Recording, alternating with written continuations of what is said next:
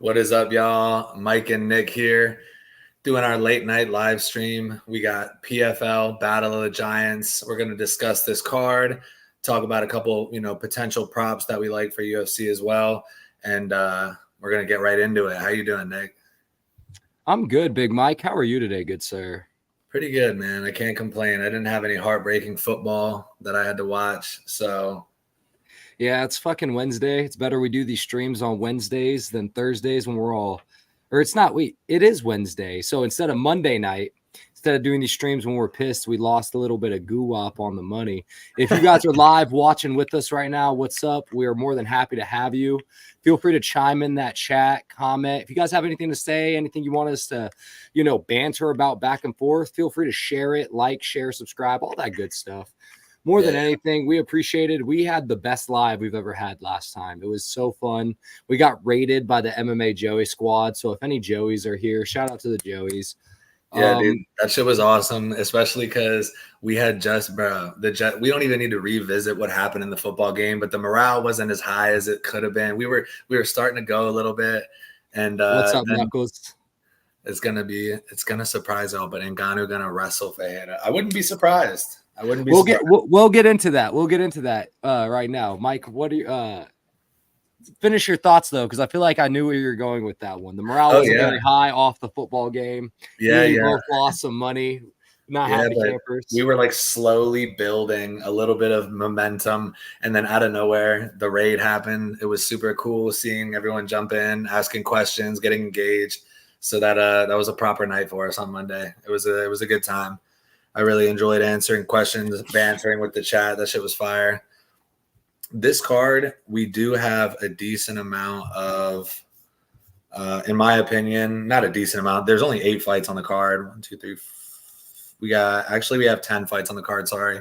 Some of these fights, to me, it seems like they're, this is something that PFL loves to do is just prospect fights. They build fighters that they want to move up the rankings and give them somebody who is a layup, essentially. I feel like I see that happen in Bellator and PFL a decent amount more than the UFC, like where it's just like 4 fighters on the card are going to be minus 900. And it's like, oh my gosh, bro. I'm sorry. Did you say you've seen that on Bellator? Bellator no longer exists, good sir. Rest in peace to the GOAT. Hashtag motherfuckers. Bellator never dies. Bellator never dies, baby. Scott Coker is my GOAT. Yeah. Bellator. Shout out Bellator. We got a good few of their fighters on here this weekend. We have some low. I mean, I kind of want to go through all of it just because I didn't do as much for the undercard, the prelims. It starts out with a featherweight bout between Tariq Ismail and Taha Ben Daoud. In this fight, I'm looking at Tariq Ismail, and he's fighting out of Canada, same as his opponent. He's 8-1.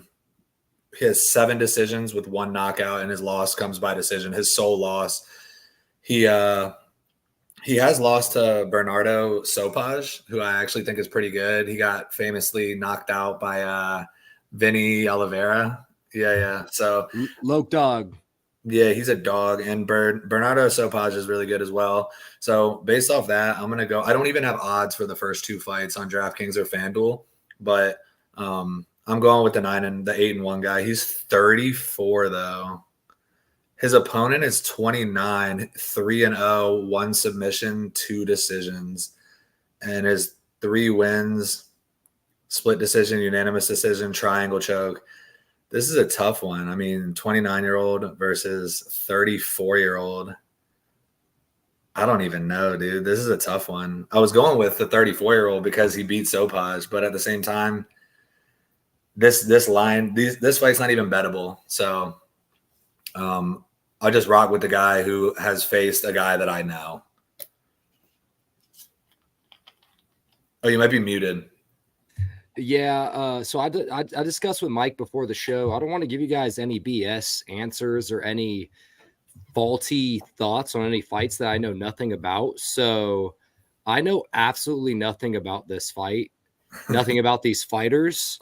All I know is I saw records, and I like fighters that are that have a loss on their record already. So I would take Harik Ismail just purely based on he's 9-1 and he's not undefeated young prospect. So and it's really sad. The first 3 fights of the night, the only person I know amongst all of these fighters is Derek Sanders. The only 3 fighters amongst the 6 fighters of the first 3 fights of the night is Derek Sanders is the only fighter that I know. And the only reason I know that is because I bet on Sergio Cosios, and he ended up beating the shit out of Sergio Cosios. So I'm just going to be honest with you. So the first 3 fights, you're not going to get a prediction out of me, unfortunately. Yeah, I feel like it's just a formality to go over them briefly. I don't know too much about them either. Shout out to Jay, by the way. Appreciate you always being here and showing love, brother. Shout out Jay, legend. And I want to say, Mike, I appreciate you trying to give a breakdown on it too as well, just because I don't want to give anyone any, especially if anyone trusts us with their money. You know, not saying anyone does, but if you do trust me with your money, I don't want to put you onto anything that's I don't feel like is a strong possibility. So I'm gonna personally stay away from these next few fights. But as you're talking, I do want to do a little wiki capping. You know, that's pretty much all I've done. Some of these guys, it's not as easy to find the fights. Like the next fight is a middleweight bout between Mustafa Rashid Nada and Ahmed Sami. Ahmed Sami is 11-4 as a pro. His opponent, Mustafa Rashid Nada, he's 9-3. He's been finished in all 3 of his losses. His wins come 6 knockouts, 1 submission, 2 decisions. I'm not very familiar. This fight's canceled. We don't even need to talk about this fight, just so you know. All right, we're done with this fight. Featherweight. I'm sorry. I hope you didn't take that rudely, but I'm looking. No. I'm like, bro, what card are you looking at? And then I'm like, oh, this fight's canceled. All right, cool. So featherweight bout, we got Ibrahimov versus Nacho Campos. Names. I lied, actually. I have seen Nacho Campos fight. I actually saw him fight against Israel Nascimentos when I was doing like some tape study.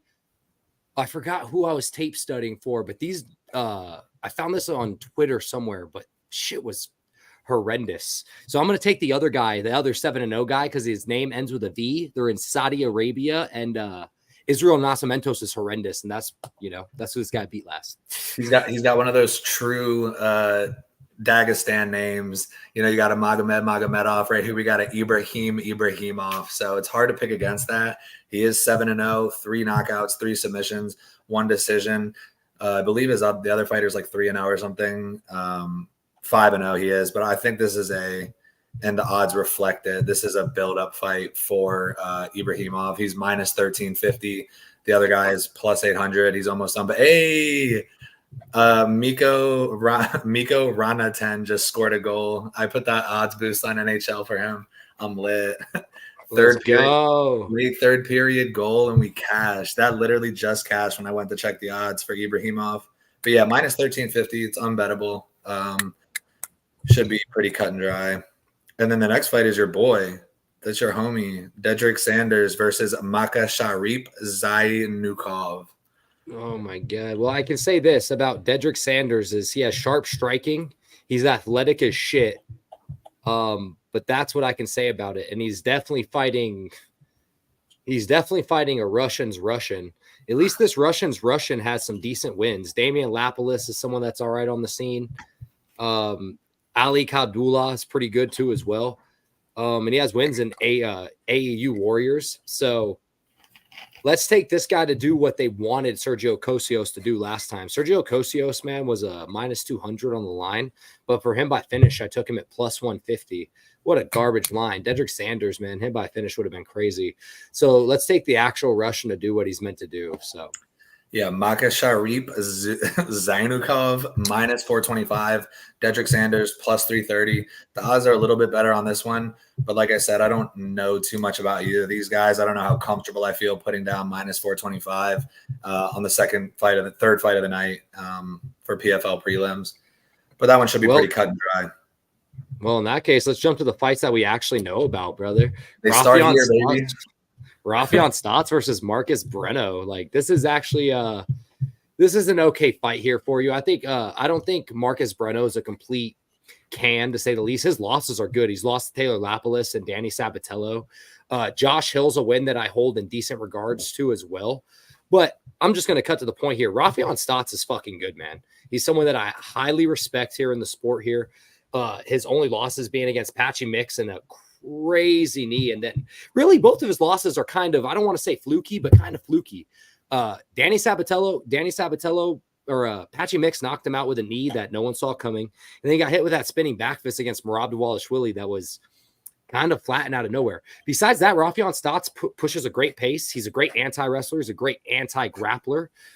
He has good body work when he punches, great cardio and pace. I see Rafion Stotts drowning Marcus Breno here, and I'm pretty confident in that.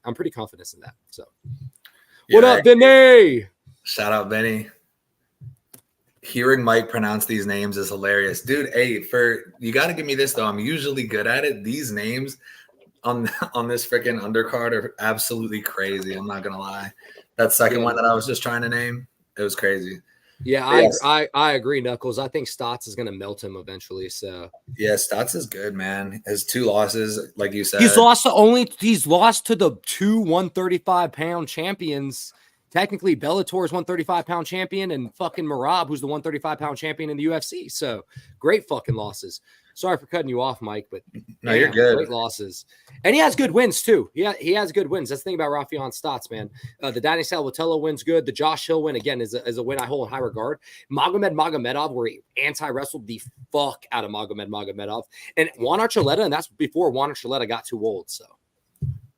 This guy, Marcus Breno, I mean, he's not bad either. Like, losing to Taylor Lapilus, and that's not – I mean, losing to Taylor Lapilus, that's pretty solid. Danny Sabatello, I think, is overrated. I don't think he's – I mean, he's a wrestle fucker. He's pretty solid, I guess. But I don't think Danny Sabatello is overrated because, name one person that's ever been like, man, you know what I want to do this weekend? I want to watch a fucking Danny Sabatello fight. There's not a person on planet fucking Earth that ever thought, man, I would love to watch a Danny Sabatello fight, unless they want to watch it to see him get beat up. So I hope Danny Sabatello sees that. We'll just tag him on it. But for me, the question is, does Rafion Stotts finish Marcus Breno? Breno has 2 submission losses, 1 decision loss, and actually Breno has finished 13 out of 15 of his wins. So does Stotts finish him? And if he does, how? Rafion Stotts doesn't have like the greatest finishing upside. He didn't finish Josh Hill. I just don't think he has the greatest finishing upside, quite frankly, man. I mean, he beat Juan Archuleta with, I don't want to say a fluky head kick, but an interesting head kick. So I would say he goes to the decision here. So if there's a prop line on it, I would take that Rafion Stotts probably takes it by decision, because Marcus Breno's not someone that's going to quit on himself. And I don't think Rafion Stotts has the pure jiu-jitsu to sub him. Yeah, I agree. Can you hear 12 out of 12? Can you hear me, by the way? Here. What was that? Can you hear me, by the way? Yeah, I can hear you. I can hear you loud and clear. Perfect. Stotts has 20 wins, 4 by knockout, 4 by submission, 12 by decision. Shout out Otani. I'm gonna go with the Rafion Stotts decision as well. Yeah, 8 finishes he has, Jay. That's a decent amount, but Breno's tough. I mean, 8 out of 20 wins is a good amount. I mean, I just think the higher levels, man. Rafion Stotts, again, the finishing upside just isn't there for me. So I'd only take someone by finish if I think they have really good finishing upside. I mean, another prop, if Marcus Breno's been subbed multiple times, another prop you could do is a double chance prop if you like it. And I'm sure there'd be some more juice on it, is Rafion Stotts by point or sub. So last week, I was looking at lines like that. Sometimes they're so onto it. Like Rafion Stotts is minus 550 to Marcus Breno plus 410. So if you're going submission or decision, maybe but he has the same amount of knockouts and subs. So I would like to guess that the odds for this method of finish or decision is going to be pretty close to the money line. Probably, if I had to guess, around minus 300 or worse. What garbage fucking odds, man. Man, like, I miss when you would get underdogs. I mean, the thing is, the underdogs were never that juice, but favorites were never past a 300 and a 350. 550s, 1200s, 1300s, and fucking fist fights, man. Someone's going to get Pat Downey here soon, and I can't wait for that. If you don't understand the reference, then you were never a true Bellator fan. Shout out to Bellator, bro. Next Hashtag fight. Bellator never dies. In fact, right here. Yeah, we got to get that trend going on Twitter. It'll never die, baby.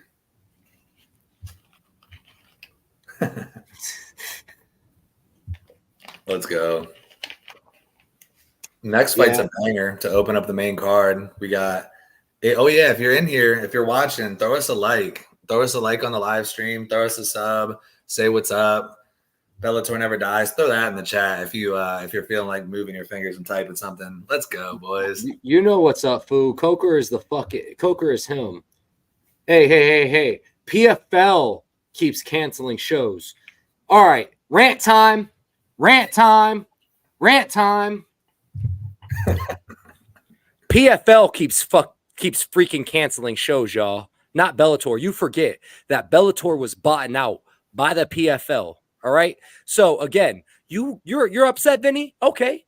Go call up Donna Davis or go tweet him. Let him know what time it is. Hey, no one gives a crap about how fast these punches and kicks are thrown. No one cares about your stupid AI score about your cage. We care about good scraps. You have big enough roster with both PFL and Bellator fighters to put on good scraps. You keep canceling these shows. You didn't give Patchy Mix a chance to defend his title like a buster, like a straight buster. And then you canceled up a show on Paris like a buster, like a straight buster. Bellator never dies, and PFL is dead in the freaking water. Ugh! Fuck PFL. Vinny adds him so much. You just gotta get plugged in with your boy Combate McLaren or whatever. Yeah, hit up Charlie over there at Combate. Nick Rance never died. Nick Rance will never die, brother. Strike Force never dies. Pride never dies. Lorenz Larkin Pride never dies. Lorenz Larkin busted my parlay on the last event, dude. That shit actually had me so blown. I was like, let me go with the young. Lorenz Larkin is a 37, almost 40-year-old striker. We all know what time it is with him. He's going to BKFC, boys, or Karate Combat. So don't be surprised when we see a Lorenz Larkin at BKFC or Karate Combat announcement, because I can see it happening. Lorenz Larkin would turn up. I bet against Lorenz, yo. He was 38 going against like a 28-year-old. And this guy, was he Polish? I think he was Polish. Or no, he's Georgian. Chokley. Yeah, he's talking about Chokley is more of a grappler too, and Lorenz Larkin has a very underrated grappling game.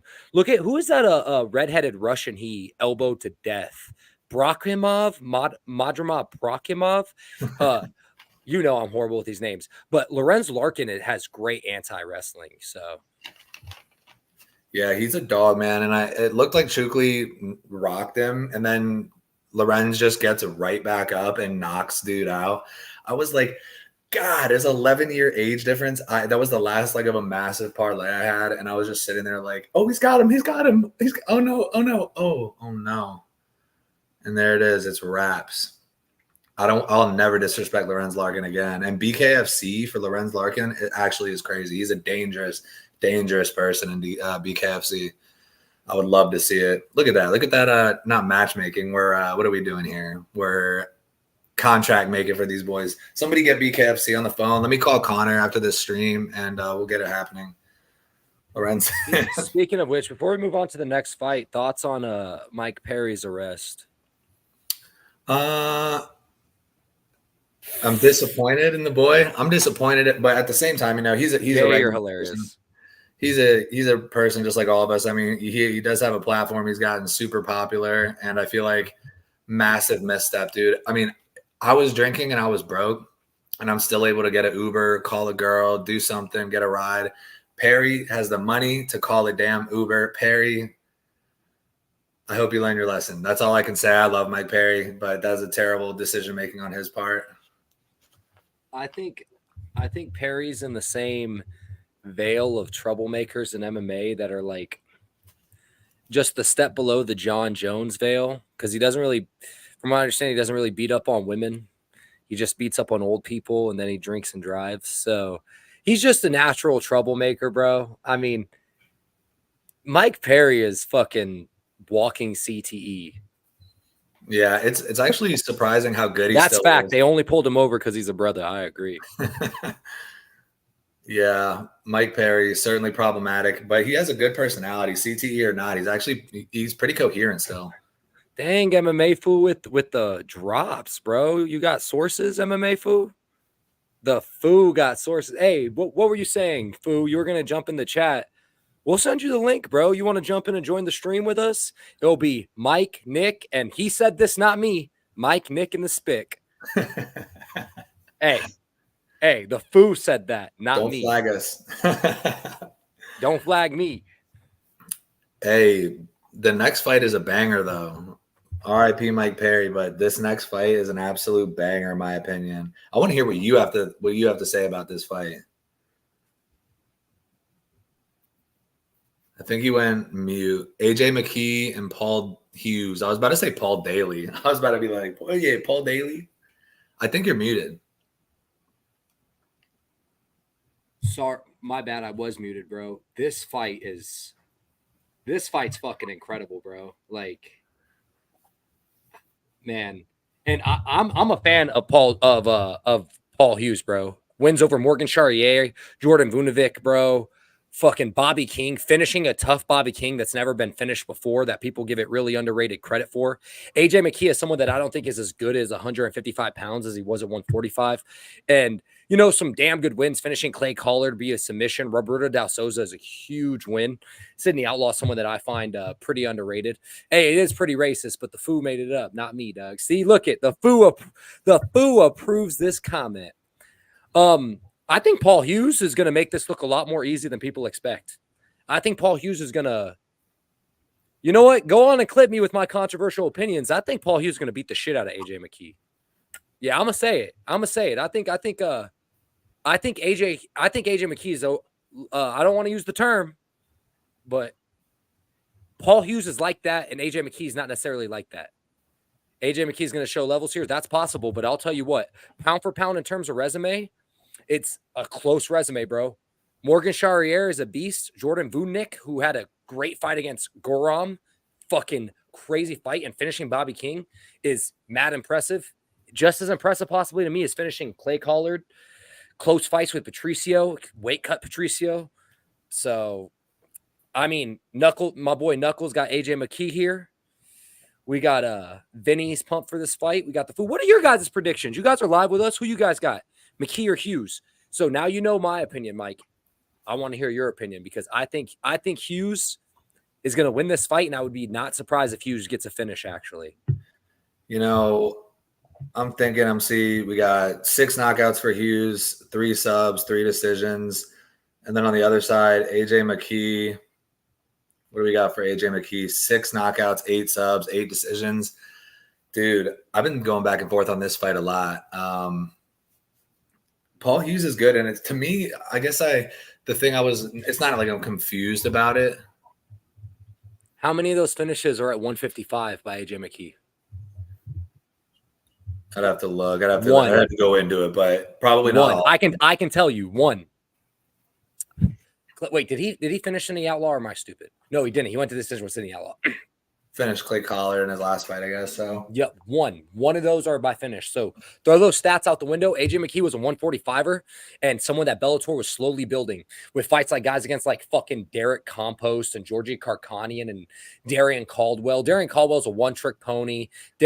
George Compost way past his prime. George Karkanian has like 50 fights, and he was 40 years old at the time. These are things you can throw out the window. At 155, I think level of competition isn't close. I genuinely believe that. Paul Hughes has fought in the country mile better competition at 155. In my opinion.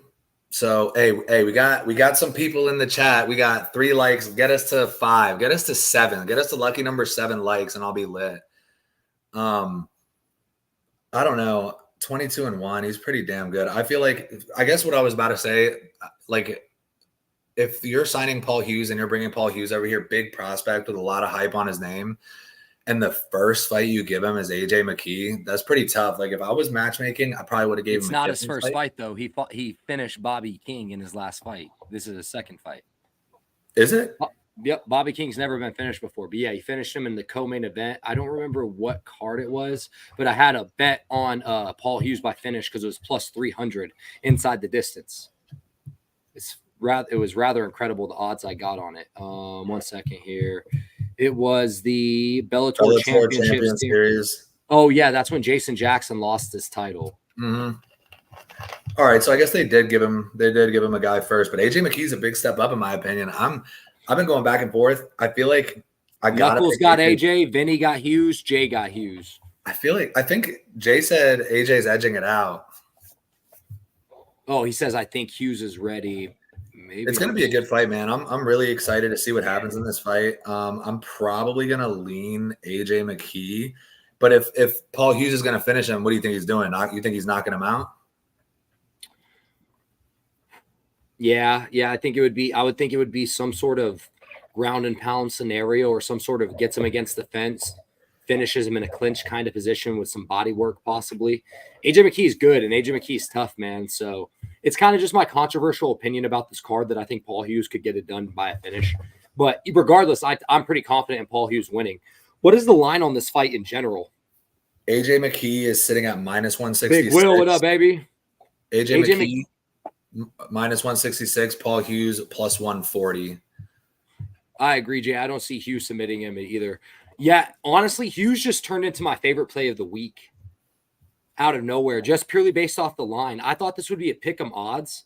If you're giving me truly what should be a 50-50 fight and something that I cap at a 60-40 fight, I truly think if they fought 10 times, I would give the edge to Paul Hughes. Paul Hughes has a good fucking amateur record too. Richie Smolin, someone else. Richie Smolin, one of the Chevier Clark brothers. I like Paul Hughes a lot here, man, and I think he's the next prospect. So it doesn't matter. Either of them get smoked by Usman. So, but in this fight, I like Paul Hughes, especially at that number, bro, at plus 140. I love Paul Hughes. Dude, he did. If you look at the face-off, they're listed within 1 inch of each other, and it could be camera angles, but Paul Hughes looked like he was 3 inches taller than AJ McKee, and that was something that stood out to me too because I was picking. I'm like, oh, AJ McKee, and I seen the face-off, and it was like that much of a difference, and I'm like, bro, is that just the angle? Because it didn't look like Paul Hughes was that much in front of AJ McKee. I'm looking it up right now. Yeah, look at it and look how. Bro, no, that's like a size difference, bro. That's like holy a big difference. Shit. That was the one thing. That's like a huge, and look how big Paul Hughes's fucking head is. You know my theory on big heads in MMA. It's just like Kelvin Gastelum. I have the same one. It's just like, and this is a fact, bro. I have a buddy named Nick Larson, bro. One of my closest buddies. Biggest head I've ever fucking seen, bro. And I swear to God, it would be impossible to knock that dude out. You'd have to be a rhino to knock him out.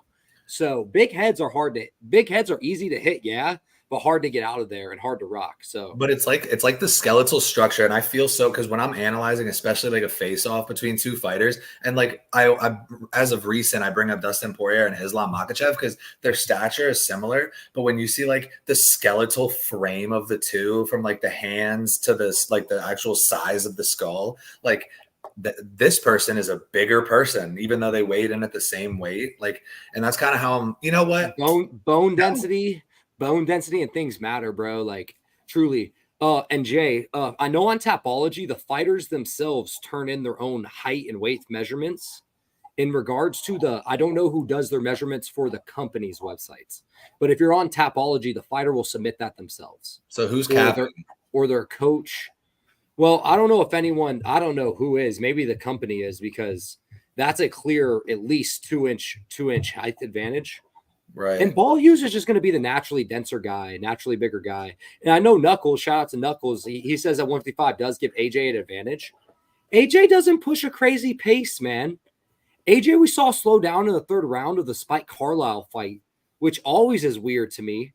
Like, Sydney Outlaw, he had him dead to rights multiple times and he didn't finish him. So Paul Hughes is someone that will push a pace.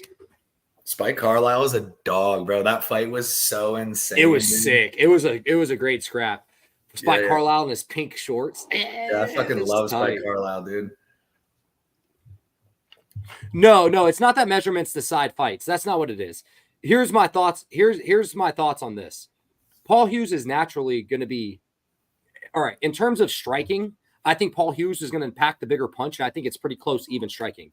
In terms of pure grappling, like jiu-jitsu wise, AJ McKee has the upper hand in jiu-jitsu. His jiu-jitsu is fucking slick. Now, this is where the size comes into play and the density of the bones and just purely being a bigger man. AJ McKee doesn't have pure great wrestling, nor does he have great cage wrestling. It's going to be hard to get Paul Hughes, who's not only going to be taller and longer, which it is harder to get taller, longer fighters to get taken down. It's harder to take down someone that's taller and longer just naturally by mechanics of body. So these are edges in terms of how body measurements work that will give Paul Hughes an edge. But in this case, I think this is a 60-40 fight regardless. I have Paul Hughes being able to keep this fight standing and trading. And realistically, it's probably going to play out in a close 29-28. The split decision props are probably going to be amazing on this fight. You can probably get a split decision prop at plus 800 on this fight, and you're going to be jumping for joy because it more likely than not will end in a split decision. I would put money on that part. But I just like Paul Hughes as the better, younger fighter. And PFL pushes Paul Hughes. Bellator pushed AJ McKee.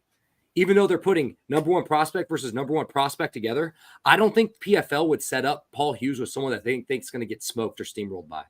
Yeah, and for the measurements, these are all things these are things you always have to put into play when it comes to this is betting. I'm talking about betting here. Now I'm putting my fandom aside. I'm talking about purely based on betting right now.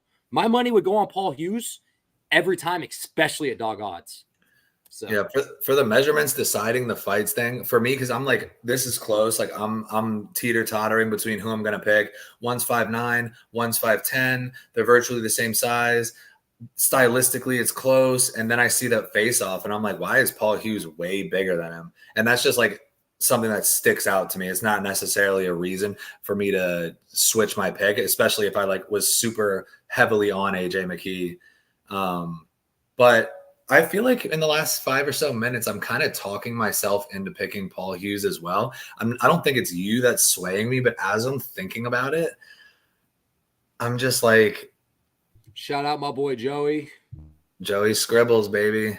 Using y'all as my source to place my bets. Hey, Joey has a great channel where he really dives into a lot of different philosophies on especially hip hop and rap. He's truly a hip hop historian, y'all. Go give Joey a follow. That's one awesome, of the most dude. mind-opening people that I know just in general. Truly wicked smart cat. My boy's wicked smart. On YouTube? Knuckles, can you explain to me what you mean by Hughes' activity is the problem?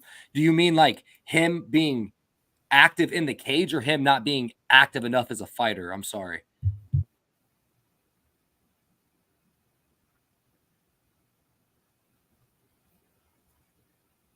Will from BC, what up, baby? Yeah, Paul Hughes is kind of looking good at plus 140 now. Sometimes, too, as well, when it comes to betting, you just have to take the number. Sometimes the number doesn't make sense. It's like we talked about with Charles Johnson versus Josh Van. Josh Van specifically, that fight technically was 50-50, but you're telling me we're going to get Charles Johnson at plus 200? That is the easiest smash line of all time. You play the number at that point, especially if you think something's a 50-50 fight, which a lot of, if not most people think this is a 50-50 fight, right? I, again, like I said, think it's a 60-40, maybe 55-45 fight. So I'm going to take the underdog that I think wins at just slightly a higher clip. I do see what you're saying, though, about his activity in terms of record, Knuckles. Here is the one thing, though, is he has fought twice this year, which is important. I mean, first round finish against Fabiano Silva. And here's the thing. He's going to be fighting technically in 369 days. This will be his fourth fight in 369 days. So he's been relatively active in the last year itself. AJ McKee, this is where I will say with AJ McKee, his record, I think if you were to put Hughes's wins, I think they're a little bit top heavy in how good of the wins they are with Morgan Charrier. Again, I keep beating this dead drum. Jordan Vudanik and things of that nature. AJ McKee's been fighting the better competition for the longevity of his career. He's been fighting top-notch guys for the last 13, 15 fucking fights, you know? Long live Bellator. Bellator never dies, Robert. Thank you, sir. Shout out Bobby. That's my boy. Shout out Robert Lawrence. What up, Bobby? Chat. Hell yeah, dude. So, and again, I personally just want to see a great scrap, and I'll put a little play on Paul Hughes. But if I think AJ McKee is going to start melting him, or I think he's having good success, I'll live fuck the bet out of it. I'll live bet AJ Key. He said, I'll live fuck the bet out of AJ McKee. You know, I get excited when I think about live bets. It's the best way, truly, in my opinion, to make money betting combat sports is live betting. That's undeniable. You watch how the tides turn. Oh, man, O'Day Osborne just dominated him in the first round. But we all know O'Day Osborne's a natural gasser. And the guy who just dominated Lazy Boy, he's tough as shit. We know he's going to dominate the third round. We just need Lazy Boy to win the second round. Oh, my God, Lazy Boy's a plus 500. How do I not go put $50 on that? Oh, wow, I just won 250 just because I know how to watch fights. Live betting combat sports is the best. It's like boxing. I kept smashing the better be live line. I was like, better be. This fight's gonna be so close. Split decision. Better be. So yeah, bro. I was like intermittently live betting the decision prop that they kept giving me, and that was awesome. They didn't change better be his decision prop to even money until round 8. Yeah, it was insane. So, so I'm on the Paul Hughes side. You slowly lean towards the Paul Hughes side. From a betting This is what I don't understand. How do you have Zafar Moasan versus Hussein Khadimagomedov as over AJ McKee, Paul Hughes? That's an interesting. Maybe it's because they were like, all right, we throw down AJ McKee and Paul Hughes as the first fight of the main card. They're going to be tuned in. Man. Well, all right. Well, I did a little wiki capping for this fight before this. Have you seen Zafar Moasan's record, bro? Yeah, I have it pulled up right here. So he's 13-4, right? Yeah. But have you seen his opponent's win-loss records? I want to read that out for everybody. I'm starting from his first opponent to his latest opponent. 0-0, 0-0, 2 wins. 7-3-1 loss. 6-0 win. You go to that 6-0 fighter, all of those 6-0 fighters wins are against 0-0 fighters or someone with losing records. He lost the decision against someone that was 23-6-1. Then he beat someone that's 4-2, 5-5, and then he beat someone that's 3-2. What kind of record? Oh my God, I missed a bunch of them. Holy hell, my computer skipped. That's his latest fights. Wins over 2-3, 1-2-1, 0-0, 0-10-1. Losses against 3-1, 0-3. Losses against 2-2. Oh my God, this is a setup spot. Do we even need to talk about this fight? I guarantee with the dude with the D with the last name has like a minus 2,000 right now. Yeah. What are his odds? Hussein Khadimagomedov. Damn, that's a hard one, bro. Khadimagomedov is minus 1,200 to Zafar Moasan at plus 750. Okay. Let's skip this fight. Take him by first round finish. He will win by first round finish. That's what's going to happen. Trust me. Next fight, let's talk about something we want to talk about. Got a rematch here with Johnny Eblen and Fabian Edwards. And for me, I'm going Johnny Eblen. And I'm going to go with Johnny Eblen inside the distance, just from like a prediction standpoint. I'm not sure if he'll get a submission or he'll finish him via TKO again. He TKO'd him in the first fight, right? Yeah, he finished him in the third round of the first fight. Sub could be juicy, but he finished him in the third round, and this is definitely going to be a 3-round fight. I think he still finishes him. I like Fabian Edwards for the upset here this time. 3-round fight, I think, is going to favor Fabian Edwards. I think if he gets a little bit better of a cage push than he did last time, I'm going to take Fabian Edwards here. I think Fabian Edwards can edge out a 3-round decision. I told everyone on our last live stream that I was going to have a pretty decent underdog. I haven't looked at these odds. So if Fabian Edwards isn't a decent underdog, I'm going to be a little bit sad. What are the odds? Johnny Eblen, minus 380. Fabian Edwards, plus 300. Love it. I'm going to take Fabian Edwards here. That would make my dog parlay of the week, actually. It would be Paul Hughes and Fabian Edwards.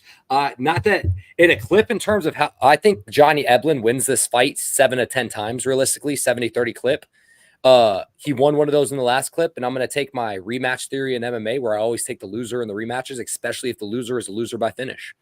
Look what happened with Bilal Muhammad versus Vicente Luque is a good example. When fighters lose by finish in the first fight and they rematch, I always like to take them. And I like to take the loser that got finished in the next fight. I feel like they seem to make the best adjustments. Yeah, and after Johnny Eblen's last fight, I don't know if this is a hot take or not. He didn't look great. I scored that fight for Impa Kasanganay. I also scored that fight. I also live bet Impa Kasanganay as well. Bro, MMA betting is so, if you're still here in the live in the chat with us, please talk to us about some MMA betting, how fucked it is. That all circles back to the judging, bro. God. We need to have a clear certified video that everyone can watch and say, this is how you score and judge a fight. That way everybody can know. So yeah, man, I like Fabian Edwards for the upset here this week. And I have a feeling that people are going to watch a little bit of tape and kind of get on that. Johnny Eblin is a year and a half older than Fabian Edwards. I think that Jim's going to be hungry to get some licks back, especially after what happened to Leon. You know, yeah, I'm going to take Fabian Edwards here, especially at the price. I love the price, man. And I like the price, especially after the finish. So, yeah, give me Fabian Edwards here. Put me on the spot. I like that. And I'm a Johnny Eblin hater. I don't dislike Johnny Eblin. I just feel like he got a robbery. I don't want to say robbery. I just thought Impa Kasanganay clearly won 2 out of 3 rounds. And I would love to see Fabian Edwards get it back. But at the same time, he's definitely subject to getting wrestled. And I feel like it's going to be hard for him to deal with it. Yeah, well, the one thing I think he's had multiple camps with Aaron Jeffrey, who he knew was going to try to wrestle him against the cage. And now with Johnny Eblin, this is his 3rd camp in a row that he's preparing specifically for this style of wrestling. And he's fought in Johnny Eblin before, which always gives the upper hand to the defensive wrestler in the second fight. Yeah, he's fought. The offensive wrestler is going to offensively wrestle the way he's been wrestling his whole life. As compared to, at least now, Fabian Edwards has a little bit of tape to go look back on and be like, okay, maybe I could have collected this side wrist. Maybe I could have collected, put my feet in this position, things of that nature. Yeah, you're convincing me. You're making me want to pick Fabian Edwards too now. I mean, what you're saying all makes sense, but at the same time, will he be able to effectively, employ his game plan? And I feel like it's tough. I don't know. I feel like Amir Hijazi, $500 bet on Ilia Topuria, money line at -200. I am so confident that this bet will hit. I'm on the other side of you, but I haven't bet, so I hope that hits for you. But I also hope Max wins. That's a tough one for me. I mean, I'm big on I think that's a good betting strategy. If you like something at a good line like 200, I think that's where you always play your big bets. Like everyone knows I love Japanese boxing. So if there's someone I like by knockout, I don't care if their line is -200. I'll put a big bet on it just to max out if I can, if it's a good bet. So good luck on your bet. I'm not necessarily, I already said it yesterday. I think this is unfortunately the fight that Max gets chinned. So I think Ilia finishes him. But you were swaying. You were swaying yourself. I still am swaying. I have no clue. I think eventually the chin goes for everybody, unfortunately. And Max doesn't do great against boxers, man. He just doesn't. Fools that know how to box, Max just doesn't do great. Unless your name's Calvin Cater. Unless your name is Calvin Cater, because Calvin Cater can box. Do we ever bet with our heart? Fuck yeah. Unfortunately, we do. It's almost impossible not to when you started watching fights as a fan and growing up before you started betting. It sucks, bro. It truly sucks. That's why I try to stay away from main events. And again, perfect example. I didn't bet Brandon Royval is my favorite flyweight, right? I didn't bet him pre-fight. No, that's a lie. I lied to myself. My boy TJ talked me into it. I put a very small bet, $25 on Brandon Royval pre-fight. Then I saw how the first round went, and then I was like, okay, now my mind kicks in, and I see how this fight's possibly going to go. Then I saw round 2, and I was like, damn it. Maybe my heart played a little bit more into that than I thought. So, yeah. And just an interesting kind of little back and forth. Yeah. Vinny says he hates betting against fighters he's a fan of. And that's pretty much, I don't like it. And it goes the same way if it's the Orioles or the Redskins. Hey, I got to go grab a charger. My computer's about to die. Give me 1 second. All right. I got you. Yeah. If it's the Orioles, if it's the Redskins, like I would rather enjoy watching us win and not make money on it than have to deal with our team losing and then also losing money on it at the same time. And it's the same thing with a fighter. Like with Kevin Holland in his last fight against Roman Dolidze, I was like, oh, I want Kevin Holland to win so bad. Should I bet on him? He was a favorite. So that if he was like a +180 or +200 underdog, I might have felt better about throwing a little something at it. But it's like, I really like this fighter. I'm nervous about the matchup. I'm definitely not betting on the guy he's fighting. Fuck that. And I didn't bet, and look what happened. He got hurt and he lost. So I only had to be sad once. Same with my Redskins. I'm probably going to bet them when they're playing the Panthers this weekend, but did I bet them against the Ravens? Fuck no, I didn't. I sat back and prayed that we would win the game. Hey, we just had 100 viewers, 101 viewers. Let's go. Let's go, guys. I love it. Yeah, I think I think betting on Kevin Holland's bad business. You guys know my take on him. Yeah, all yes, the tools in the world, but when he needs a hammer, he grabs a screwdriver. So my most confident bet in recent history, well, there's a few, but one of my most confident bets that I've had in the last 2 years was Kevin Holland by submission over Michael Chiesa. I was like, sure, 100% sure. And if I had a massive amount of money, I would have played it on him. And I played a decent bit on him and I made a decent bit. But yeah, you got to be careful, especially if you're betting with your heart, because that typically – unless your favorite fighter is like Islam or some shit, then typically it's not going to work. Which, for Izzy, maybe, or for Benny, what's up? What's up in a way? It's been going well for Benny. If he's betting on Bilal, that motherfucker is winning. So we got Larissa Pacheco versus Chris Cyborg. This is my dog.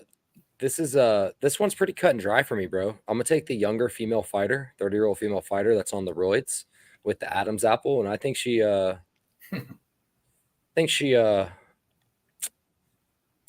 gonna beat up on Larissa Pacheco or beat up on Chris Cyborg. Send link. You want to jump in this, Foo? Is that what you're saying? You want to jump in this? Is that what you're saying, Big Foo? Bilal, always dog. Got him against Burns at plus 175. Yeah, you're lucky that Burns got hurt, Vinny, because Burns would have beat. Burns is a bad fight for Bilal. That stylistically is a bad fight for Bilal. So, one second here. Big Foo, check the group chat DMs for the link, good sir. I'm going to go. It's boom. Just sent it in the link so we can have the Fooster in here as well. And then when Mike gets back, I got to go grab a charger. I was like, man, I got enough for this to last. My computer's on 8%. Yeah, man. That's kind of. Damn, he literally just walked away from me. But yeah, guys, I have Larissa Pacheco. I don't even know what the odds on this fight are. I'm going to assume Chris Cyborg, purely based off her name, is the favorite. Cyborg is slowed down a step. She can get wrestled. Larissa Pacheco hits hard as fuck, dude. Hard as hell. So I'm going to take Pacheco, and I feel decently confident about Pacheco as well. I'm going to go find the odds now. Oh, he's back. I got the odds. Yeah, dude. I accidentally left a beverage in the freezer, and that junk. Pacheco's the favorite? Yes. Cyborg's plus 124, dog. That's my dog of the week, baby. Yeah, honestly, that changed my thoughts. Honestly, again, this comes back to betting with your heart and betting with your mind.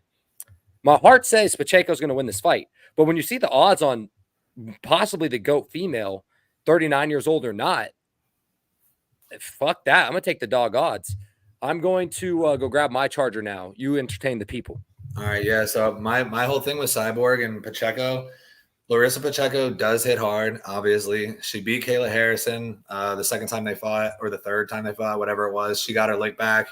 But in my opinion, odds are not. When I heard about this fight, I was like, Chris Cyborg is a better striker. Larissa Pacheco hits hard as fuck.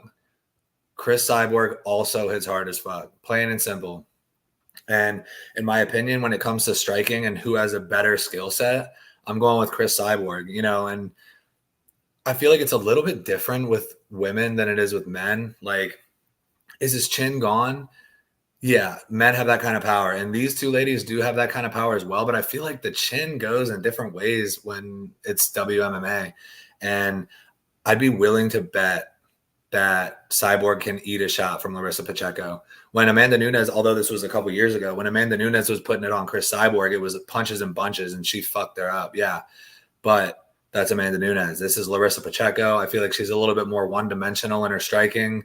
I feel like she's also if Cyborg starts putting it on her, Larissa Pacheco is going to be like, "Oh my god, what the hell is happening?" And she might lay down. I'm not, calling her a punk or anything, but I like Chris Cyborg here and plus 124 odds for an absolute dog that I've been watching since I was a youth. I remember watching her when I was younger, like maybe I'm a freshman in high school, just watching her beating a girl.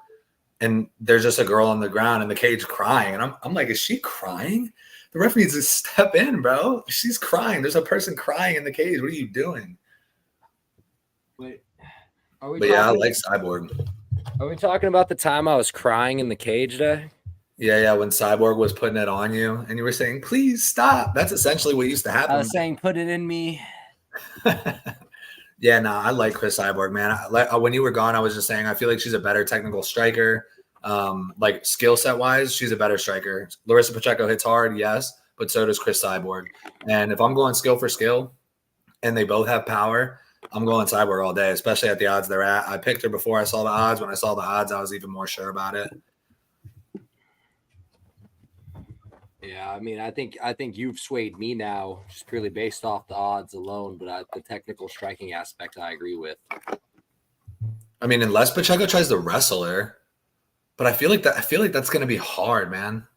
That's going to be a difficult task for Pacheco, especially because Pacheco's she's a little thick, she's a little girthy. She might, if she tries to go that wrestling game plan, she might mess around and tire herself out, and then she's even more susceptible on the feet to getting finished. Nah, Pacheco's on that good juice. She's good at she pushes for the 5-round fights. She does have good 5-round pace, that's for sure. And I think she probably has a better fight. But Chris Cyborg's been fighting nothing but 5-round fights for the last like fucking 20 years. Yeah, she's an absolute dog. I'm a massive Chris Cyborg fan. I love her. I love Vanderlei Silva as well. Yeah. I'm excited for that one. I really am, man. This main card is pretty solid. I mean, AJ McKee, Paul Hughes. The main card's really good, bro. At least 4 of the 5 fights. You got one complete can crushing spot. But that one could be a vicious finish, making it fun as well. It's gonna be a finish, that's for sure. How vicious, we don't know yet. So hopefully vicious, and that'll make it entertaining and fun. You can bet. Actually, they don't have the same props for PFL that they do for the other. I was gonna say sub 60-second finish just for shits and giggles, but they probably won't have that available. They'll probably just have the classic minus 700 knockout prop or whatever the fuck it's gonna be for that dude with the incredibly long last name. The main event's interesting, bro. And let me mention this. So for the main event, we got Francis Ngannou and Renan Ferreira. And when this fight was first rumored before there was an official date for it, the odds had Renan Ferreira sitting around a plus 500 to Francis Ngannou at like a minus 650. And then after Francis Ngannou gets knocked out by Anthony Joshua, Francis Ngannou was sitting at like a minus 500 to Renan Ferreira at like plus 380. And now, if you check the odds right here, Francis Ngannou is a minus 265 to Renan Ferreira plus 215. So from pre-Anthony Joshua knockout to Anthony Joshua knockout to actually the fight is this weekend, the odds have considerably decreased on the side of Renan Ferreira. And that also sways me because I was like, Renan Ferreira at plus 500? Fuck yeah, I'll put that down. And now it's plus 215. And I'm like, do I think that's going to happen? I was on Renan Ferreira when it was plus 500. I just think Francis has everything. I'm big on what Marvin Hagler says, bro. It's hard to get up and run 10 miles a day when you're waking up in silk sheets. So I'm gonna take the hungry, juiced out Brazilian, bro. I want to, but I just like morally. Honestly, I really don't even want to bet this fight. And betting fighters off of tragedy and heartbreak and shit is the worst, bro. This is what I mean by it. Mike Grundy's dad was in the stands against Amir Kwani. What's the fool's name? Makwan Amirkhani. Thank you. Me and my horrible name pronunciation. That's a sick name. Motherfucker gets anaconda choked in the first minute of the fight. Cody Stallman's little brother passes away or whatever, and then he gets beat the dog shit out of him by who did he get beat up by? Or Schnell after his mom passed. I wanted him to win so bad. This is the thing. These fucking things, people are real humans. MMA fighters are real humans, bro. Yeah, and Hennon's juiced out of his mind, Vinny, as well. I think Hennon wins this, bro. Coming off this personal tragedy of his life. Damn, MMA food. There's 2 MMA foods. Now we got another MMA food. What is you doing, fool? I don't know what the hell you doing. Yeah, fool. We can't even see you, fool. What is you doing? Fool. Fool. Are you drinking and driving, fool? He over there with Mike Perry. Hey, you're muted. Hey, you want me to unmute you? Yeah, one sec. There we go. What's up, fool? Why can't we hear you, fool? Oh, fool.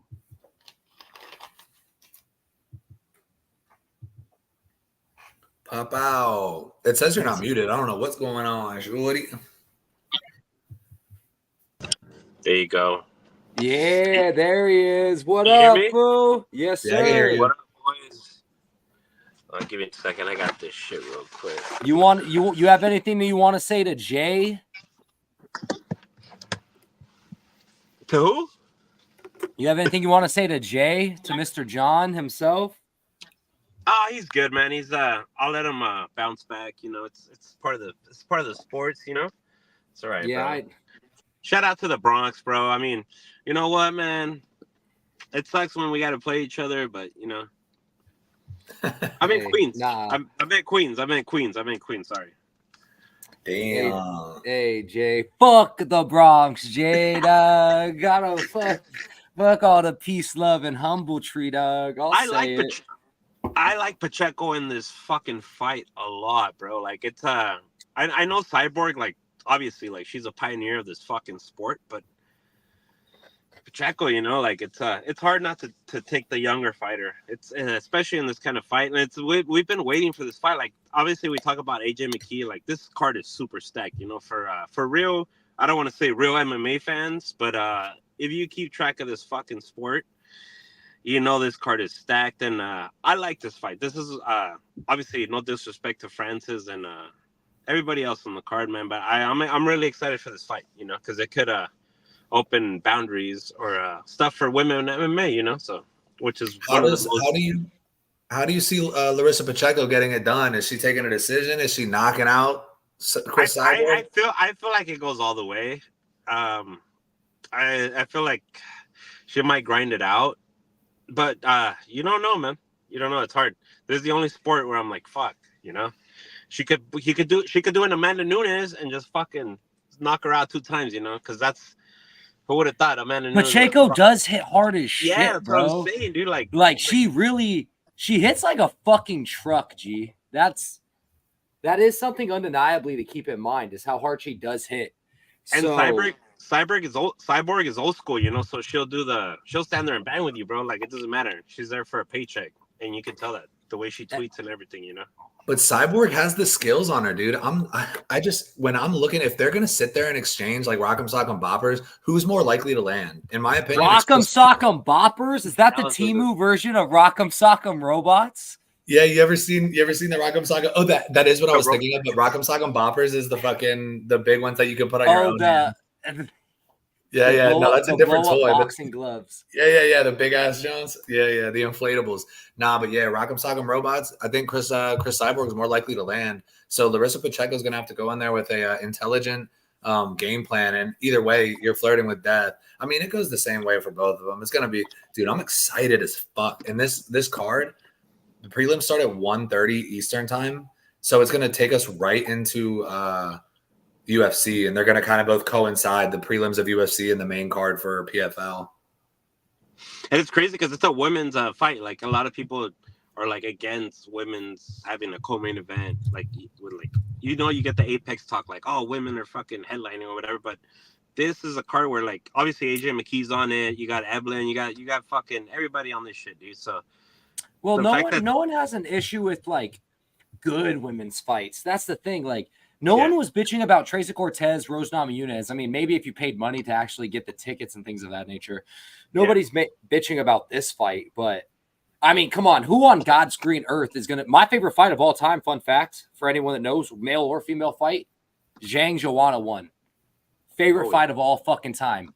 25 minutes of nothing but fucking violence. Just love Carnage.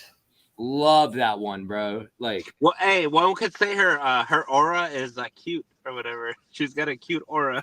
She has what was it? What was it? Cutie pie. Yeah, cutie pie aura.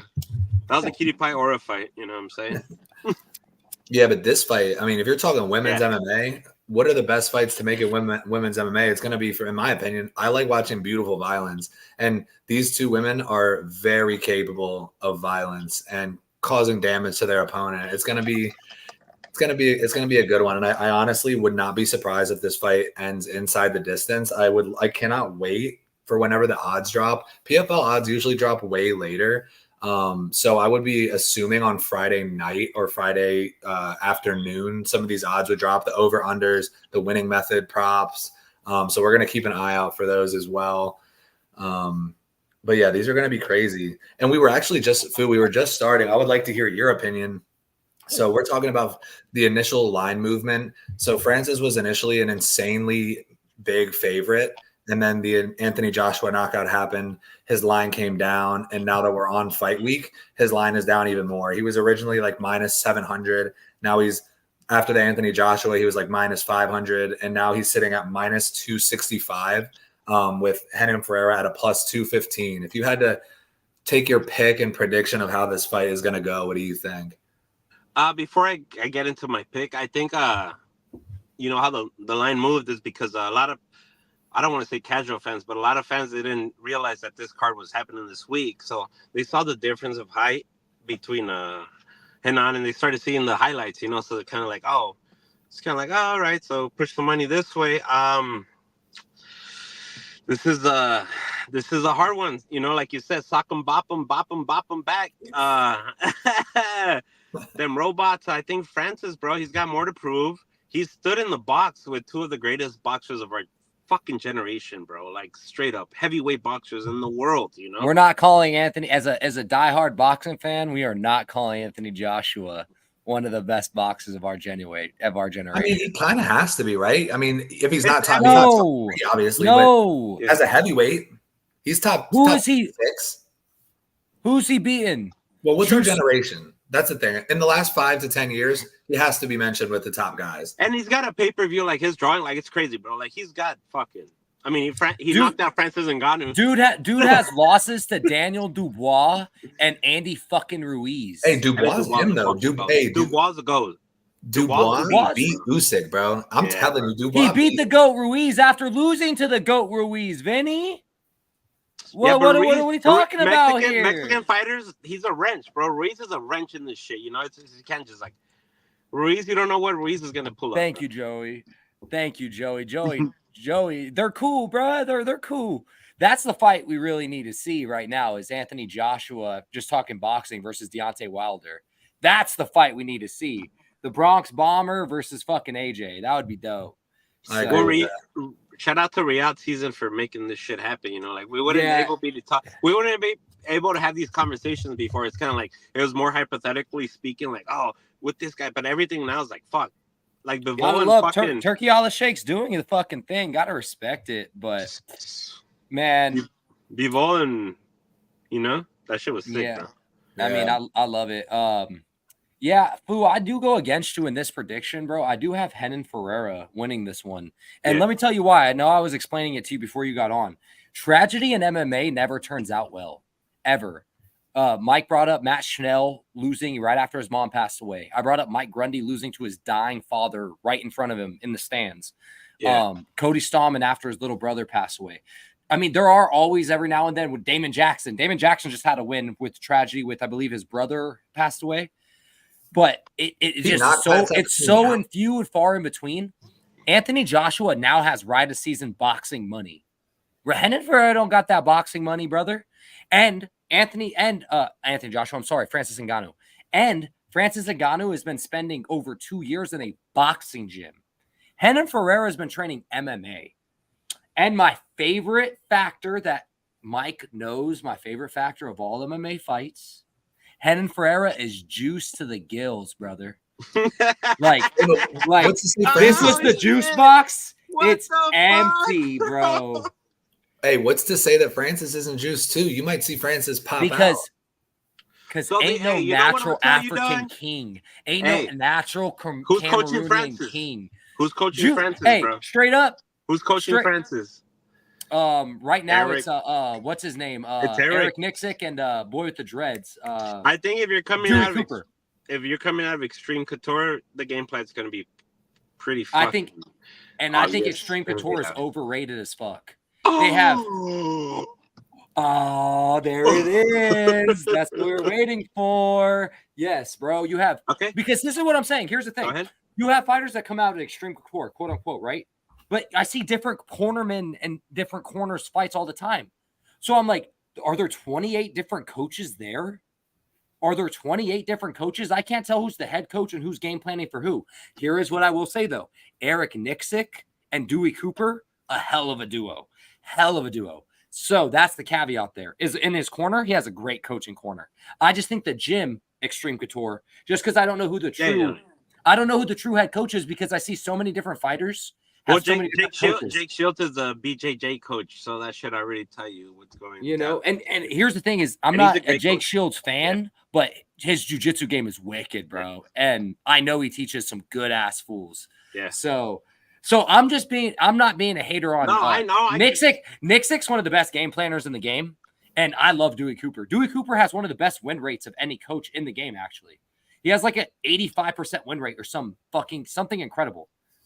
So I don't know, man. I just can see Renan Ferreira.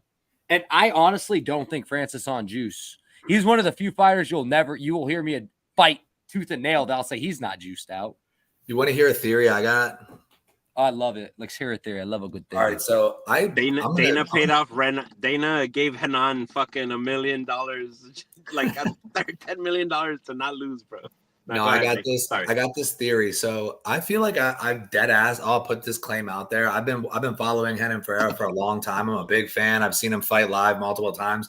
I've made a lot of money on Ferreira, and I don't think I've gotten a Ferreira pick wrong yet. And so I've been on the Renan Ferreira train. The second they said that fight was going to happen, me and my boy are like, big dog Renan, baby. But so that stuff happened with Francis Ngannou. He lost his son.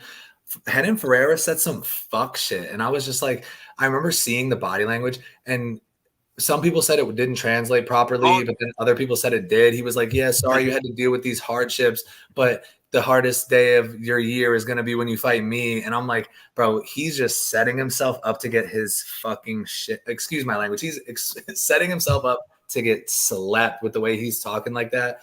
And little tiny things like that, sometimes I do factor in because I'm like, oh, Renan, I'm all over it. And then he says that, and I'm like, bro, where is your head at saying that crazy ass shit, bro? And it just makes me, I don't know, man. Francis Ngannou might nuke him in round one. I remember because of the translating thing was a big issue. Like, I mean, I remember people were arguing like, he said that, he didn't say that. Like, like you had the people that spoke Portuguese are like, oh, he did say that.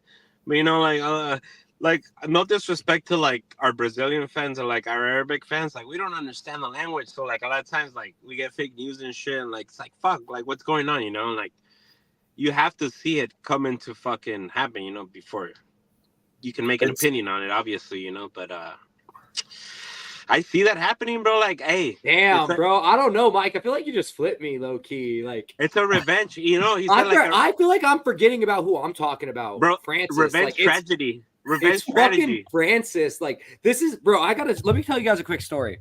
So you guys remember the first fight card that came back after COVID, right?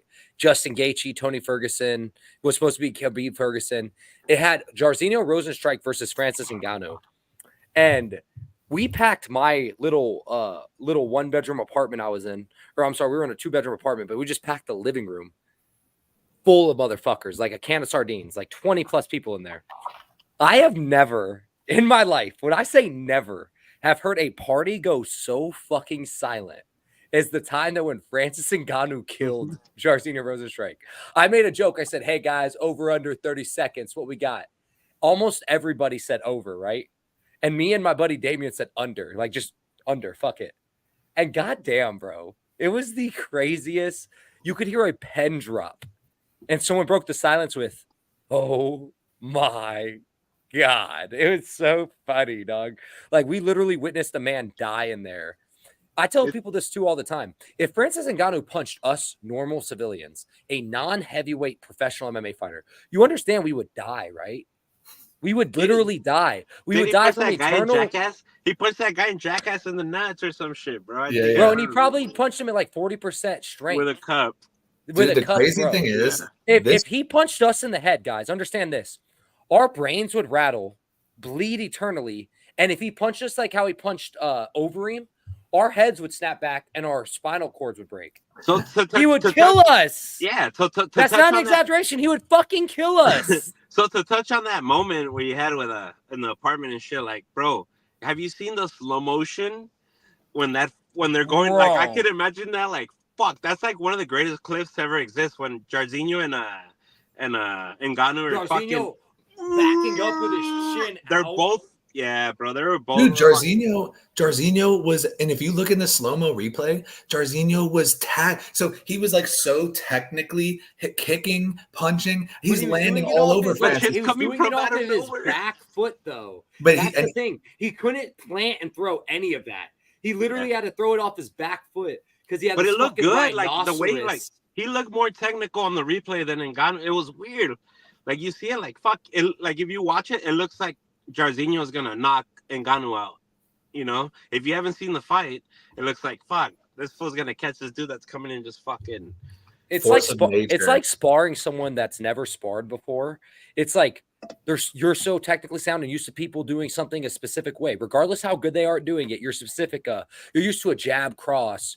You're used to a 1-2 and a 9. You're used to a body shot followed up by a low kick. You're used to these technical things, but then you have some random motherfucker coming in throwing windmill punches and spinning back kicks and jumping flying kicks. You're not used to that shit. What is this? What is this unorthodoxery right here? So I can understand how the technicality got lost in that point. And again, like I brought up, I maybe forget who I'm talking about, bro, because Francis Ngannou may have the greatest nuclear option on planet Earth. So I don't know, bro. Honestly, I don't think I want to bet this fight. I think I just want to enjoy it. I think I just want to enjoy it. It makes sense though, because if what, and I hate betting heavyweight fights in general. Would you bet the finish? Do you think it'll finish? Or fuck yeah! But if I was gonna bet it, just being the degenerate I am, I'd go sneakily looking at the decision props, so just to see. What are for me, props? I would say it's leaning more like a no bet situation, unless you get Francis Ngannou in round 1 at plus 200 or better. Just because Renan Ferreira was it stuck out to me when he was plus 500. Like, oh wow, there's so much value there for a 6'8" massive Brazilian heavyweight who's streaking. And looking at the odds now, that Renan Ferreira is much less of an underdog. So I feel like there's a lot less value there for me based on what Francis Ngannou we know is capable of doing to another human in there. And Nick, to your point, when you mentioned heavyweight fighters, every time I watch fights, because I'm a kind of large guy, so I'm like 6'3", 240, and I'm looking at the guys who weigh the same as me and are my height, and I'm like, they don't look like I do. Like, look at Francis Ngannou, probably 6'3", 245. He's like 5 pounds bigger than me. And I'm like, yeah, he looks way different than I do. He looks way different. Francis looks a lot different than a lot of people. He's just pure. He's pure Cameroonian fucking tank, bro. Like, he's a different motherfucker. Like, he truly is. I don't really like betting heavyweight fights. I think value though at 2-1 on a heavyweight underdog with knockout power, submission capability, and juice to the gills. I think that's still some good value, bro, at 2-1. But I honestly don't think, maybe I'm not as greedy as you are. It depends. I mean, it's just that I saw it at such a better line and I wanted to bet it there. Yeah, that's a good point. You could have gotten it opened up at the plus 500, like.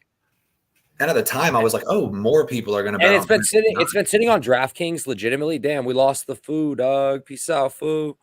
And it was sitting on DraftKings at plus 500 for fucking ever.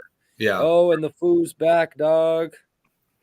It's definitely, this is going to be a fun one. And like I said, if I can find Francis Ngannou plus 200 in round 1, I doubt it's going to be that. It's probably going to be plus 105.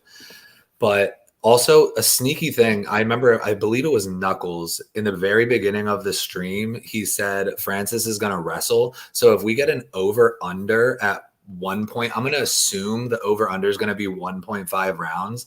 If we catch an over 1.5 rounds at like plus 200, I think there's sneaky value there as well. Like I said, on all likelihood, this fight ends in the first round, but there is a world where Renan Ferreira kind of gets off a little offense and Francis Ngannou is like, all right, I'm just going to blast double this guy. He can go when he fought Cyril Gane, you know? He did the Mhm. same shit, bro. It's hard to say. You would think this shit's ending in the first round. Would you not? Do you guys agree with that? Nah, I actually think the value's on the over of the round. I Hey, can see them. you know I what? can see them coming out tentative. If I'm Don Davis, I want this Don't shit be Don Davis. Don't be Don Davis. You don't want to be. You don't want to be. I want this shit to no, hypothetically speaking. Sorry, I didn't mean to cut you off. Sorry, bro. No, you Sorry, didn't. man. I'm just saying you don't want to be Don Davis, yeah. brother. But I'm saying, like, you know, there's a lot, like I was saying earlier, like Dana White, like, you know, like there's a lot on the plate, or like a lot to risk for like MMA, pretty much, you know. This fight has a lot to do with it if you really think about it. Like, it's Francis Ngannou, and then obviously they can run off of Francis Ngannou fame if he loses, you know, like they can give Renan his flowers that he didn't fucking get because he never made the UFC, you know. So You would think that they want Renan Ferreira to win, so they can be like, "Look, we have the baddest man on the planet. It was Francis Ngannou," and you had Tom Aspinall and John Jones after he had already left saying, "Oh, we want to fight Francis Ngannou." John Jones had his opportunity, he missed it, and now they can say we have the baddest guy because he took out this guy that nobody else could do it to. I feel like that's what they want to happen. And you know what's funny is I think that narrative is whack on both ends. I don't think that's I think Francis's stock is as low as it's ever been since his knockout loss. We haven't seen him truly fight MMA in almost 3 years.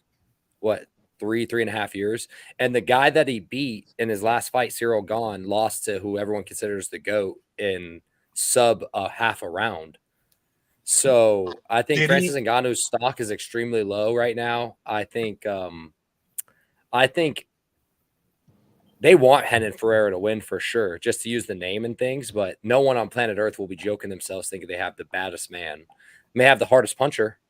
They may have the hardest puncher. Baddest man is a reach. So neither of these guys. Don Davis will not shut the fuck up if that happens.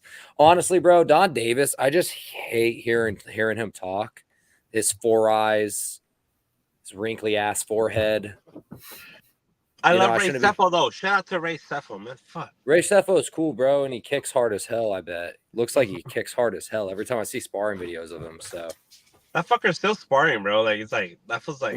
I know, you got to love that and respect that. So it's that, like, Scott Coker, too, man. I don't know if you guys read my chat before I hopped in here. I mean, my text is like, Scott Coker is dope, you know, what he's doing for, like, because a lot of MMA, like, comes out of North Cal, bro. Like, North Cal's got, like, the best gyms. Like, it doesn't get spoken on, obviously, because I'm from Southern Cal, so fuck North Cal. Not just playing, but I'm playing. North California has the best. You know, Stockton, the Diaz brothers, everybody comes out of there, bro. Like, it's the best gyms come out of up north. So. And Nick has exited. Oh, he might have forgot to get his charger. I'm wondering. Hey, speaking of, it looks like we got a decent amount of viewers. We if you guys can throw one like, that would be awesome. And also, if anybody, Vinny, Jay, any of the guys in the chat got any questions about PFL, any matchmaking, UFC versus PFL, we're here to answer any or Me too. I'm gonna speak on anything. Yeah, I'm not that much into gambling, but you know, I bring the weird takes, but I'm gonna fucking park real quick because I'm parking in an alley. Like, I'm literally like right here, not down the street, but yeah, get it, dude. I'm chilling here. I can hear you guys. I can hear. I'm assuming Nick's coming back. He is, but I like to. I mean, to touch on back, like, on the Francis thing, you know, like, there's so much to risk. Not even gambling, you know. It's like, I'm pretty sure, like, the whole fucking world is gambling on him to win or to lose, you know. Like, fuck, dude. Well, yeah, well, It's crazy. the lines have gone down. It would suggest that a lot of money is going on Henan Ferreira based on the movement of the lines. But and I always wanted to say when we're talking about this kind of stuff, it's not just betting. You know, if anyone who's listening in here, we just love talking about fights. We love talking about anything combat sports. Combat Sports Today is the best channel on the social media sphere. Shout out Phil. Preach, They preacher, preach, yeah, preacher. we go. There's a lot of hard work that gets put in by these guys on CST, the Twitter channel, just updating, fight news, fight announcements, just anything you need to know about any combat sport, kickboxing, Muay Thai, MMA, wrestling, boxing, whatever it is. It's a one-stop shop at Combat Sports Today. If you're looking at Twitter, Instagram, Facebook, and then even YouTube now, we're trying to get more involved and get more consistent. So if you guys don't follow us on Twitter, follow us on Twitter. Just CS Today News. TJ, you did join late, but I don't know what happened to Nick. I don't know if his computer died or what, but he should be in here. He was in the middle of talking when he dipped. I texted him. I said, TJ said, where you at? Hey, are you a fighter? TJ in the chat. You fight, huh? But yeah, if I was going to go right now, since I'm waiting, just because we're still going at this present moment, I think Nick's coming back. If I'm going for a parlay on PFL, I actually wanted to talk about this. I want to go live tomorrow with Nick. If he's not able to, I just wanted to go over props that I like and, winning methods, over unders for UFC and PFL tomorrow night after Thursday night football. And TJ, I see you. I see you putting in work. You look like you're a pro already. I'll tell you that. Let me look at PFL. So my favorite picks, there's a lot of super heavy favorites like Rafion Stotts. I'm not going to put in a parlay at minus 550, but let's just say Nick likes Paul Hughes plus 140. I really like Chris Cyborg at plus 124. So those two legs together is a plus 437. And if we're looking at UFC props or UFC money lines, we both really like Daniel Pineda. So let's throw Daniel Pineda in there and Charles Johnson. So you got Paul Hughes, Chris Cyborg, Daniel Pineda, Charles Johnson, a little PFC, a little PFL, UFC, 4-pick parlay plus 1360. That's money as far as I'm concerned. Like I said, we want to do some props. The over unders literally just dropped for UFC on DraftKings, and you're the man, Mike. Hell yeah, you're the man. You're the man, TJ. I'll tell you that right now. Nick's homies, my homies, and we appreciate the love that you show when you join up on the lives, commenting on the videos, hitting the likes on social medias. That shit means a lot. But yeah, like I said, tomorrow night I want to get active. I want to do a little live. It's not going to be super long, but I do want to talk about props, and I do want to talk about some parlays and stuff as well. If Nick's still available for tomorrow night or not, I'll drop a live. If you had to pick your 3 favorite fighters on this PFL card, who are you picking, Phil? AJ McKee. Fuck. I gotta go with Frankie Ngannou. Nick's resetting his computer, by the way. All right, Francis Ngannou, AJ McKee, and do you have another person that you like to get a win? I'm gonna go with Larissa. I feel like Larissa will. I feel like this needs to be done for the sport. Yeah. The passing of the guard. AJ McKee, Francis Ngannou, and Larissa Pacheco. 3 favorites. It'll get you plus 269. That's a little essential triple up on your money if you were to bet it. Yeah, it's hard to say. Some of these fights I feel like are going to play out a little bit differently than we expect. I think the biggest toss-up to me is AJ McKee and Paul Hughes. Nick's resetting his computer. He should be back in a couple. I'll keep it. We got to at least stay active for a little bit longer. He'll get back in here, and then I can see if he wants to hop up on this live with me tomorrow. And TJ, you got to drop your picks too, bro. I need to see your picks. Also, don't forget, Pampayak is back this Friday, boys.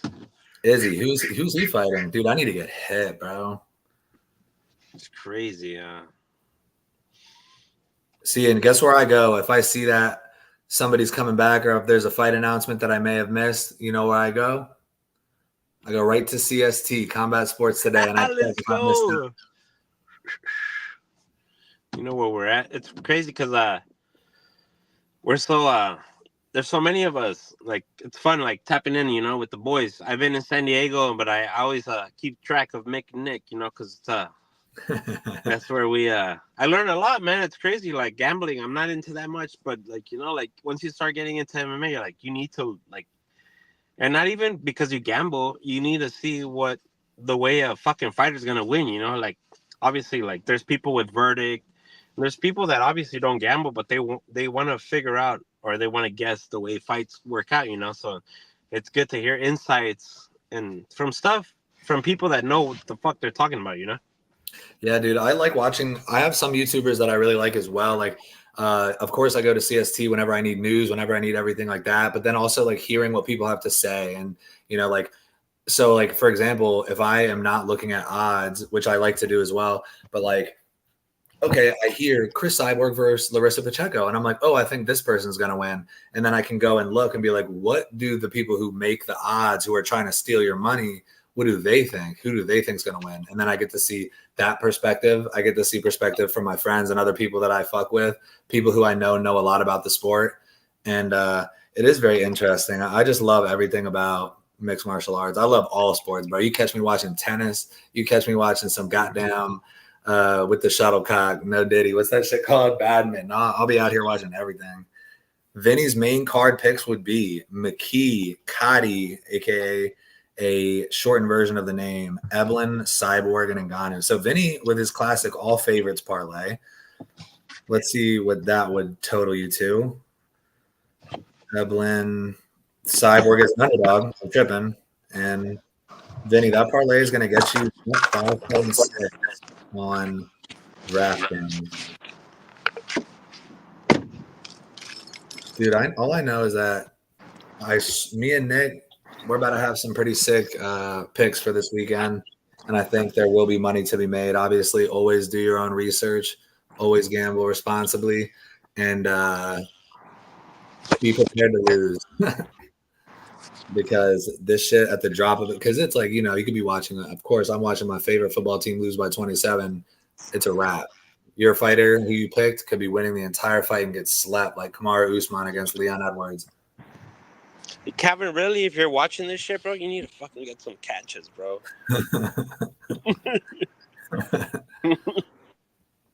Yeah, dude, I would love to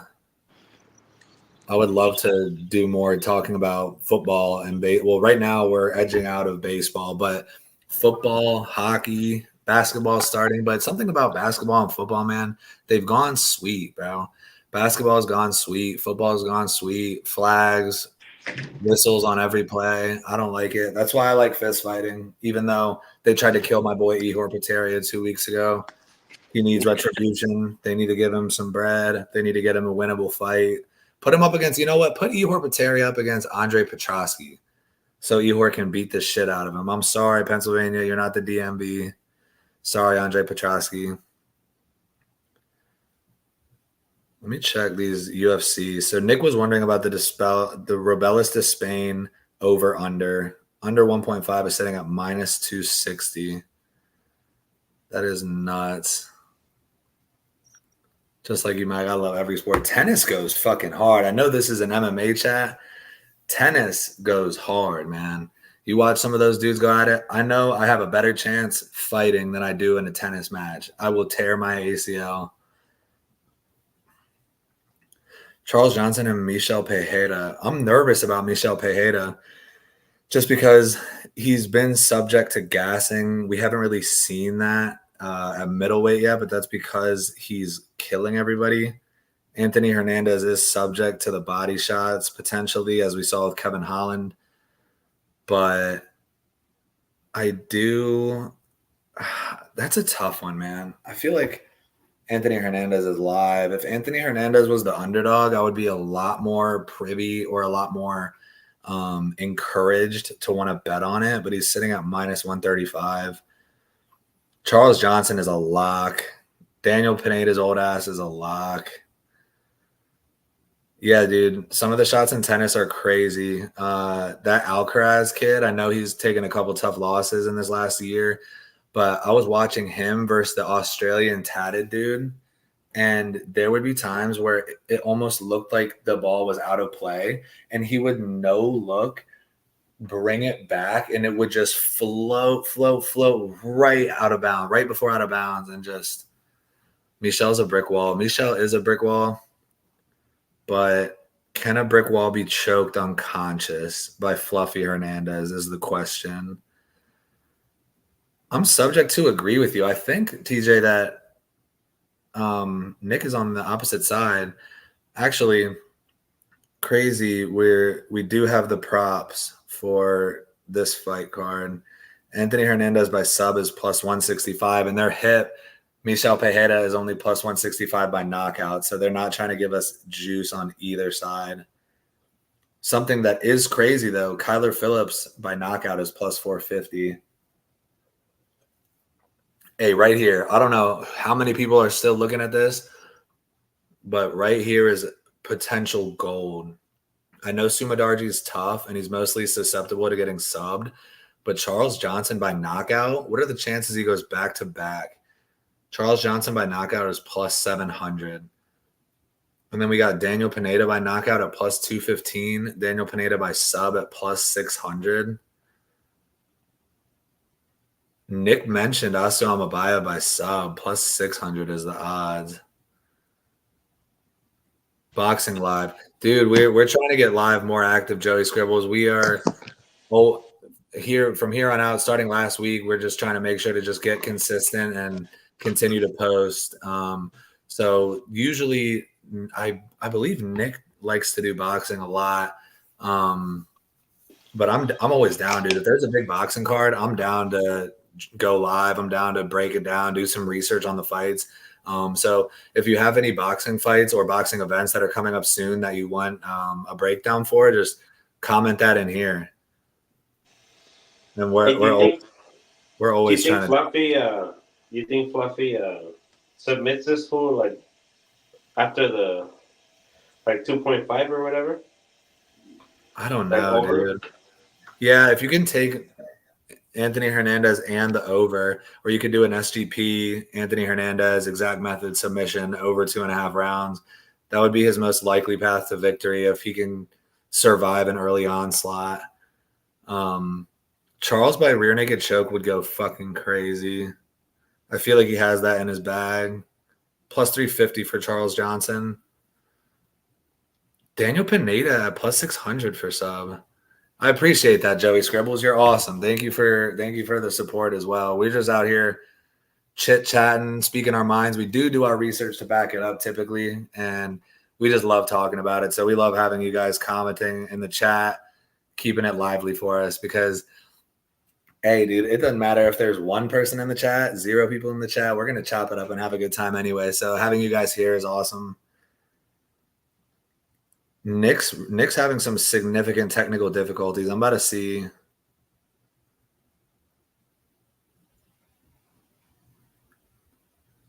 Yeah, definitely let us know if you want to, because I'm trying to think what boxing fights are coming up. I know Benavidez has a fight. Tank is fighting Rocha. I feel like Tank needs to fight a real fucking fighter, man. No disrespect, but I'm from Maryland.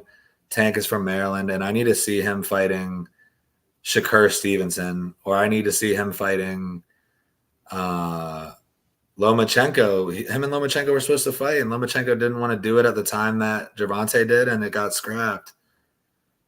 And now Lomachenko wants to retire. So I just want to see Gervonta on Twitter. The first thing you look up, Gervonta Davis, mediocre.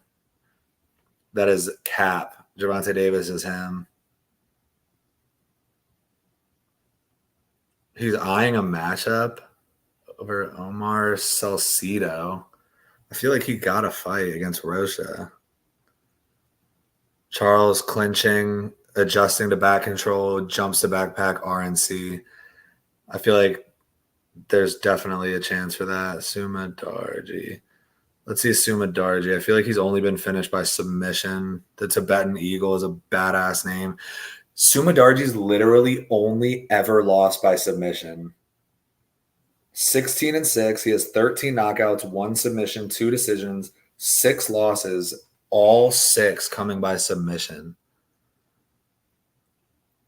Got subbed by Tim Elliott, Matt Schnell, Luis Smolka, and then some other no-name guys. Straight armbar, rear naked choke, submit, armbar, triangle. Yeah, Charles Johnson, based on what's his name's record, it looks like Charles Johnson by sub at plus 350. Yeah, Nick's having some technical difficulties. I don't think he's going to be able to get back on tonight, but either way, it was a good stream. I'm about to hit him up after this and see if he's down for some props for tomorrow. But either way, I'll be on here tomorrow night after the football game. I'll post something on YouTube, and we'll get after it. Fu, do you have any final thoughts before we end off? We're hitting the 1:30 mark now. Do you have any final thoughts? Favorite fight of the week for PFL and UFC? I think Ngannou's the fight for everybody because it's gonna, the stuff that's going on with Tommy and Johnny Bones Jones, all that stuff. We'll see. I'm excited for that fight. Yeah, me too. I'm excited for that. I'm very excited for AJ McKee and Paul Hughes. And then on the UFC side, shit, I'm excited for Fluffy, honestly. And always Charles Johnson. We got a couple of decent fight cards for this weekend. It'll keep us all day. Eastern time, it's going to be running from about 1 p.m. to 11 p.m. And then for y'all, it's about to be like 10 a.m. to fucking 7 p.m. So I think we had a good stream today. I appreciate everyone for joining in here. And yeah, we'll be back soon. More breakdowns, more chatting, more betting, more predictions, everything. So appreciate everyone who joined, and we'll talk to y'all soon. Follow, like, subscribe, and we'll see you guys this weekend, huh? Yeah, yo. Throw us a like, throw us a sub. You already know. Pacheco versus Cyborg is going to be a freaking banger. The late comment for Colostrum. Big love for joining up. We're just finished up for tonight, but I'll be back tomorrow night as well. I appreciate y'all. Thank you very much for joining us, and have a good night. Now, how do I end this bad boy? There we go, baby. Peace out, y'all.